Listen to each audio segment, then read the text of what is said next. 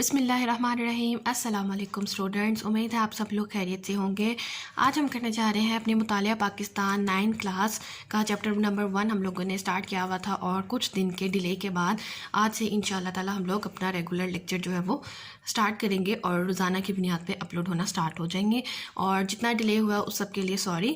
اور آج ہمارا جو ٹاپک ہے وہ ہے 2 قومی نظریہ، اور اس سے پہلے والے لیکچر میں جہاں پہ ہم نے چھوڑا تھا پاکستان اسٹڈیز کا وہ تھا نظریہ پاکستان کے عناصر، اور آج ہم لوگ کرنے جا رہے ہیں نظریہ 2 قومی نظریہ کی ابتدا اور ارتقا، پیج نمبر 10، باب نمبر 1 ہے پاکستان کے نظریاتی اساس، چیپٹر کا نام ہے، اور ہم لوگ سٹارٹ کرنے جا رہے ہیں پیج نمبر 10، بڑے صغیر کے مسلمانوں کی مذہبی، ثقافتی، سماجی اور معاشی محرومی کے حوالے سے 2 قومی نظریے کی ابتدا اور ارتقا کی وضاحت۔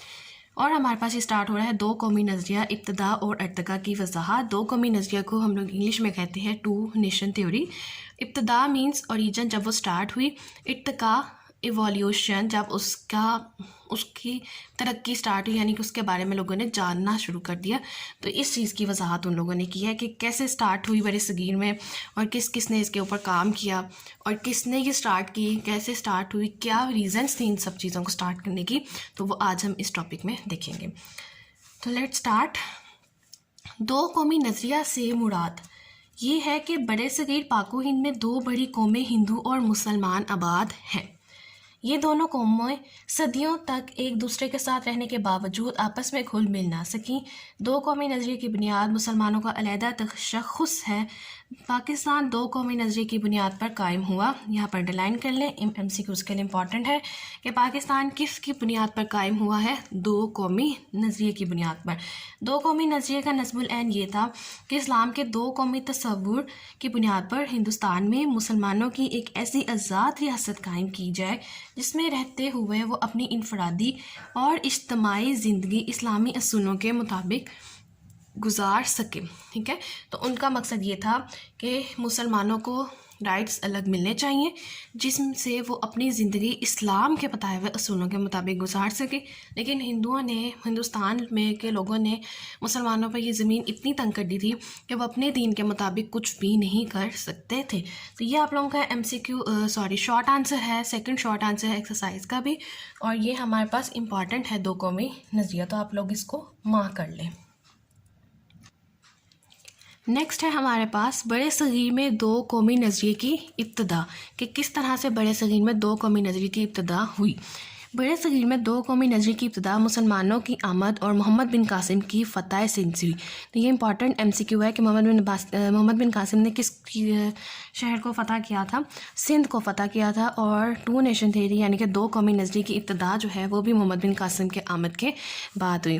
712 عیسوی میں عرب نوجوان سپہ سالار محمد بن قاسم نے سندھ کے راجہ داہر کو شکست دی۔ یہ بھی امپورٹنٹ ہے، اس کو بھی مارک کر لیں۔ محمد بن قاسم کے ساتھ کچھ عرب تبلیغ اسلام کے لیے بھی آئے، اور وہ مستقل طور پر سندھ اور ملتان میں آباد ہو گئے۔ محمد بن قاسم کے حسن سلوک، رواداری اور انصاف نے مقامی لوگوں کو اس قدر متاثر کیا کہ وہ اس اوتار اور دیوتا سمجھنے لگے۔ تبلیغ کرنے والوں نے ان لوگوں کو اسلام کی سیدھی، سچی اور توحید کی راہ دکھائی، اور یہ لوگ بخوشی دائرہ اسلام میں داخل ہو گئے۔ اس کے بعد غزنوی دور حکومت شروع ہوتا ہے جو 1003 عیسوی سے 1206 عیسوی تک محیط ہے۔ تو یہ بھی آپ سے پوچھ سکتے ہیں MCQs میں کہ غزنوی دور حکومت کب سے کب تک کا اس کا یعنی دور تھا؟ تو 1003 عیسوی سے لے کے 1206 عیسوی تک اس کا دور تھا۔ اس دور میں موجودہ پاکستانی علاقوں میں فارسی زبان نے رواج پکڑا اور اسلامی تہذیب کے نقوش گہرے ہوئے۔ 1206 عیسوی میں قطب الدین ایبک نے سلطنت دلہی کی بنیاد رکھی۔ تو یہ بھی امپورٹنٹ ہے، اس کو بھی مارک کر لیں۔ سلطنت دہلی کا دور حکومت 1526 عیسوی تک رہا، جس میں خاندان غلامہ، خاندان خلجی، خاندان تغلق، سادات اور لودھی خاندان نے حکومت کی۔ 1526 عیسوی میں ظہیر الدین بابر نے دلی میں مغلیہ سلطنت کی بنیاد رکھی جو 1857 تک قائم رہی۔ مغلیہ دور حکومت میں بابر، ہمایوں، اکبر، جہانگیر، شاہ جہاں اور اورنگزیب مشہور حکمران تھے۔ تو اس کو مارک کر لیں، یہ ہمارے پاس امپورٹنٹ ہے کہ مغلیہ دور میں کون کون سے مشہور حکمران تھے، تو اس کا آنسر کیا ہوگا؟ بابر، ہمایوں، اکبر، جہانگیر، شاہ جہاں اور اورنگزیب۔ آخری مغل حکمران، یہ بہت امپورٹنٹ MCQ آتا ہے کہ آخری मुग़ल हुक्मरान कौन था बहादुर शाह ज़फ़र। ये बहुत ज़्यादा इंपॉर्टेंट MCQ आता है और मोस्टली पूछा जाता है ये MCQ। अंग्रेज़ों ने 1857 की जंग आज़ादी में शिकस्त देने के बाद रंगून म्यांमार में कैद कर दिया, जहां वो बाद में इंतकाल कर गए और वहीं दफन हुए। तो इस पैराग्राफ में मोस्टली हमें मुग़लों का बताया कि कैसे दो कौमी नज़रिया स्टार्ट हुआ और गज़नवी दौर हुकूमत में फिर कुतुबुद्दीन ऐबक ने कब दिल्ली सल्तनत की जो है बुनियाद रखी और मुग़लिया दौर हुकूमत में कौन कौन से जो है वो हुक्मरान आए और आखिरी मुग़ल हुक्मरान कौन थे। तो इसमें ज़्यादातर इंपॉर्टेंट चीज़ें वही हैं जो मैंने आप लोगों को मार्क करवाई हैं। फुल पैराग्राफ को रट्टा लगाने की ज़रूरत इसमें नहीं है आप लोगों को। नेक्स्ट आ जाता है हमारे पास सर सैयद अहमद ख़ान और दो कौमी नज़रिया। ये टॉपिक हमारे पास बहुत इंपॉर्टेंट है, सर सैयद अहमद ख़ान और दो कौमी नज़रिया। अंग्रेज़ों के हिंदुस्तान पर कब्ज़े के बाद जिस शख्सियत ने सबसे पहले मुसलमानों को अलहदा कौम करार दिया वो सर सैयद अहमद ख़ान थे। इसे मार्क कर लीजिए।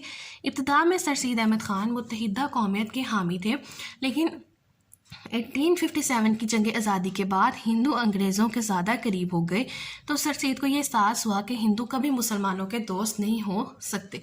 1867 में बनारस में उर्दू हिंदी तनाज़ा के मौके पर आपने वाज़ेह ऐलान किया कि मुसलमान और हिंदू अलग अलग कौमें हैं। तो ये हमारे पास इम्पॉर्टेंट है और ये MCQ अब हमसे बहुत दफ़ा पूछा जाता है और पूछा जा सकता है कि उर्दू हिंदी तनाज़ा कब हुआ था 1867 में। तो ये आप मार्क कर लें, ये इम्पॉर्टेंट है। इसके बाद उन्होंने मुसलमानों की तलीमी और सियासी मैदान में तरक्की के लिए जदोजहद का आगाज़ कर दिया। इस सिलसिले में तलीमी तरक्की के लिए MA और हाई कॉलेज और स्कूल और कॉलेज का क़याम अहम इक़दाम था। इस तरह 1885 में सर सैयद ने मुसलमानों को सियासी जमात कांग्रेस में शमूलियत से मना कर दिया। ये भी इम्पॉर्टेंट है कि सियासी जमात कांग्रेस में शमूलियत से कब मना किया, 1885 में मना करके इनके सियासी हकूक़ का तहफ़्फ़ुज़ किया। इसके बाद सर सैयद ने मुहम्मदन एजुकेशनल कॉन्फ्रेंस का प्लेटफॉर्म मुहैया करके मुसलमानों की सियासी तरक्की के लिए रास्ता हमवार किया। ठीक हो गया। यहाँ पे सर सैयद अहमद ख़ान वाले टॉपिक में आपसे पूछा जा सकता है एज अ शॉर्ट क्वेश्चन और MCQ। इसमें लॉन्ग तो खैर नहीं आएगा, तो ये शॉर्ट और MCQ के लिए इम्पॉर्टेंट है। एक तो ये कि सबसे पहले किसने दो कौमी नज़रिए का जो है वो ऐलान किया और करार दिया मुसलमानों को, तो वो आएगा सर सैयद अहमद ख़ान। फिर कब उन्होंने कहा, कब किस चीज़ को देखते हुए कहा, जब 1857 की जंग आज़ादी के बाद हिंदू जो थे अंग्रेज़ों के ज़्यादा करीब हो गए, तब उन्हें ये चीज़ का एहसास हुआ। फिर उर्दू हिंदी तनाज़े के ऊपर आपने बात की और फिर आपने बताया कि मुहम्मदन एजुकेशनल कॉन्फ्रेंस जो है वो एक सबसे बड़ा प्लेटफॉर्म था जिसमें मुसलमानों की सियासी तरक्की पर काम किया गया। तो ये हमारे पास इंपॉर्टेंट है, आपने इसे अच्छी तरह से तैयार करना है। लास्ट पे साइड पे आपको एक बॉक्स दिया गया जिसमें मैंने बताया कि सर सैयद अहमद ख़ान 1817 में पैदा हुए और 1858 में वफ़ात पाई।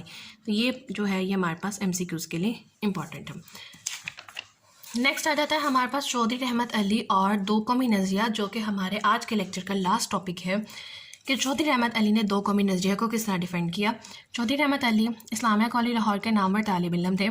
जनवरी 1931 में उन्होंने कैम्ब्रिज कॉलेज में कानून के शोबे में आला तालीम के लिए दाखिला लिया।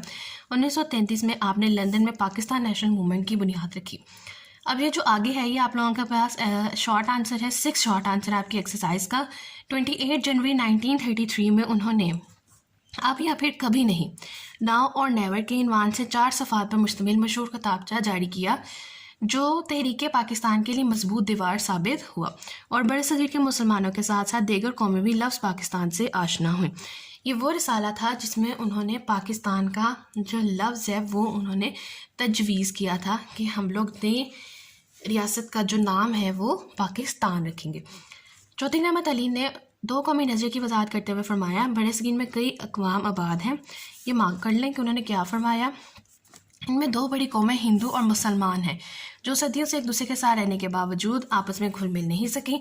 उनके बुनियादी असूल और रहन सहन के तरीके एक दूसरे से इस कदर मुख्तलिफ हैं कि सैकड़ों बरस की हमसायगी और एक हुकूमत के ज़ेर साया रहने के बावजूद उनमें मुश्तरका कौमियत का तस्वुर पैदा ना हो सका।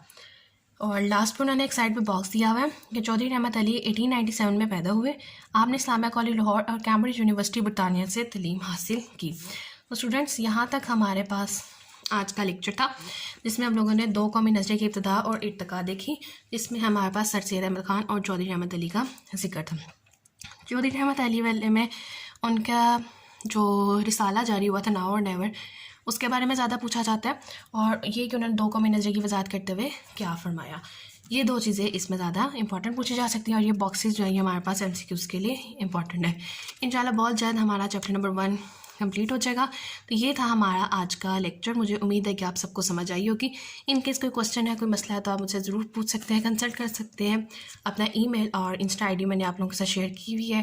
اور لاسٹ میں میری آپ سب سے صرف ایک ریکویسٹ ہے، کائنڈلی پلیز چینل کو سبسکرائب کیجیے، ویڈیو کو لائک کیجیے اور اپنے فرینڈس کے ساتھ ضرور شیئر کیجیے۔ Thank you.